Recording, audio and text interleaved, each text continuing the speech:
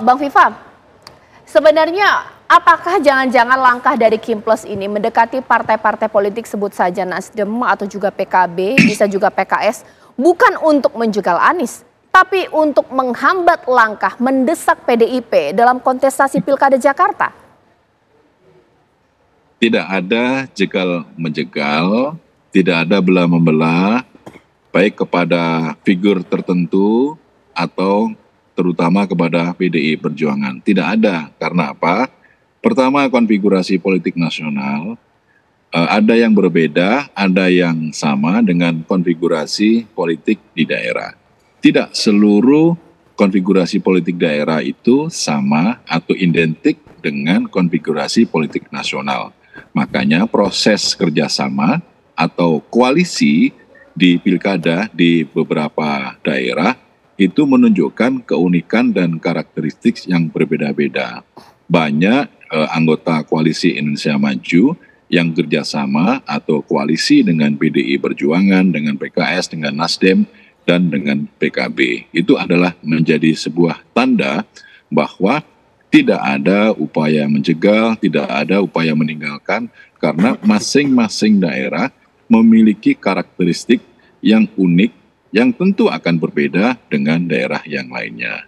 Yang kedua, Undang-Undang Pilkada menyebutkan bahwa untuk proses persyaratan pencalonan itu thresholdnya 20% kursi DPRD provinsi kabupaten kota. Jadi proses untuk membangun kerjasama, membangun kebersamaan dengan pemenuhan syarat itu, ya semuanya tergantung kepada inovasi dan kreasi masing-masing pengurus partai politik di daerah masing-masing, gitu Mbak. Jadi jangan ditarik secara nasional bahwa itu adalah upaya untuk melakukan pendiskreditan, tidak seperti itu. Dan jangan pula satu lagi yang penting ini, ketika ada figur tertentu yang tidak bisa berlayar, tidak bisa terbang, tidak bisa dicalonkan, jangan kemudian membuat playing victim bahwa itu adalah upaya untuk jegal karena hal-hal yang mendiskreditkan dari partai lain. Tidak seperti itu. Ini prosesnya sangat dinamis dan semuanya terbuka. Ini era demokrasi. Siapapun figur punya hak yang sama untuk mencalonkan dan dicalonkan. Gitu. Kalau itu alasannya kita bisa terima, tapi tidak hanya terjadi di Jakarta, Mas Agung, bahwa Kimples pun menyediakan calon yang menjadi penantang calonnya PDIP, sebut saja Sumatera, Jawa Tengah, dengan juga Jawa Timur. Sesaat lagi di Apa Kabar Indonesia Malam. Baik, kembali di Apa Kabar Indonesia Malam. Betul, Kimples wajar menyanggah bahwa tidak ada upaya untuk menjegal PDIP. Tapi kenapa polanya sama? Di Jakarta, siapkan calon untuk mengalahkan calonnya dari PDIP. Di Sumatera, Jatim, Jateng, ini bagaimana? Iya, awalnya memang kalau kita bedah, pertama ada pendekatan secara elektoral, di mana Kimples itu bisa terbentuk. Kalau misalkan di Jakarta, itu karena figur Anies yang sangat kuat. Mungkin kalau misalkan di Jateng, karena bantengnya sangat kuat. Kalau di Sumatera Utara, karena pertahanannya tidak terlalu kuat. Jadi banyak latar di mana Kimples ini terbentuk. Jadi tidak bisa digeneralisir bahwa ini memang apa adanya, tanpa ada apa-apanya, mengalir begitu saja. Nah, di titik itu saya kurang sependapat. Karena motif Kim ini beragam rupa sesuai dengan tadi kata Bang Viva, konfigurasi politik nasional kita kan sesuai dengan kearifan politik di masing-masing daerah. Jadi itu yang pertama. Yang kedua, saya perhatikan polanya, di mana PDIP tidak punya golden ticket di sana, maka terbitlah Kimples seperti itu. Terlepas ada kandidat yang memang menjadi uji elektoral figur di pilkada, tapi setahu saya PDIP punya 10 golden ticket di 10 provinsi ya Pak, seperti itu. Jadi dari 38 provinsi ada 10 tiket dan kemungkinannya bisa jadi ada Kimples di 10 tempat tadi, seperti itu. Dan ini memang menjadi sebuah presiden, apakah memang pola semacam ini bisa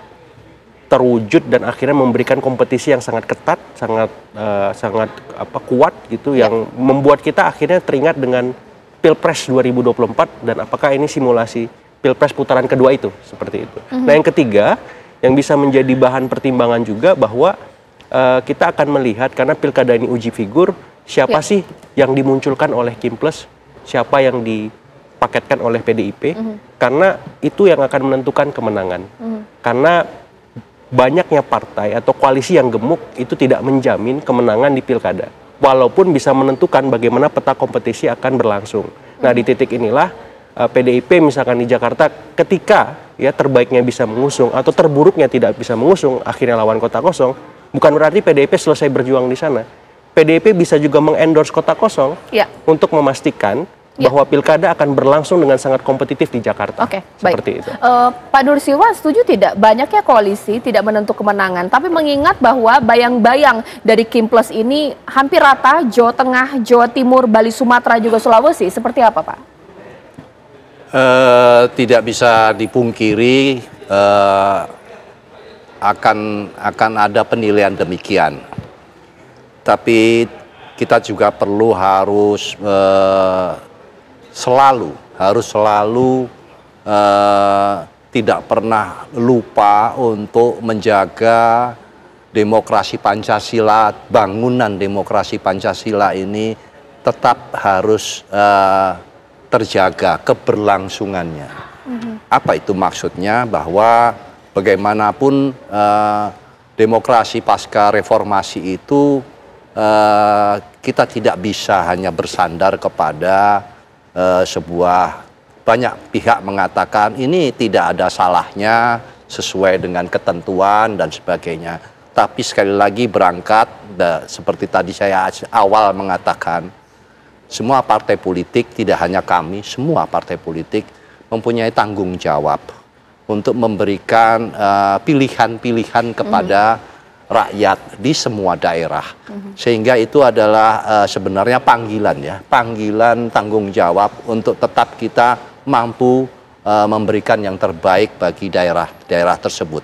Dalam posisi tersebutlah PDI Perjuangan akan berupaya, meskipun dalam kondisi apapun, di daerah manapun, bukan untuk tujuan untuk tidak hanya kepentingannya partai saja, tapi juga tentu kita akan sangat memperhatikan kebutuhan rakyat. Bisa saja bahwa wakil kami mungkin tidak cocok, ya tidak apa-apa, tapi paling tidak rakyat diberikan pilihan-pilihan untuk untuk memilih pilihan bagi siapa yang akan kelak yang cocok untuk memilih pemimpin di daerahnya masing-masing.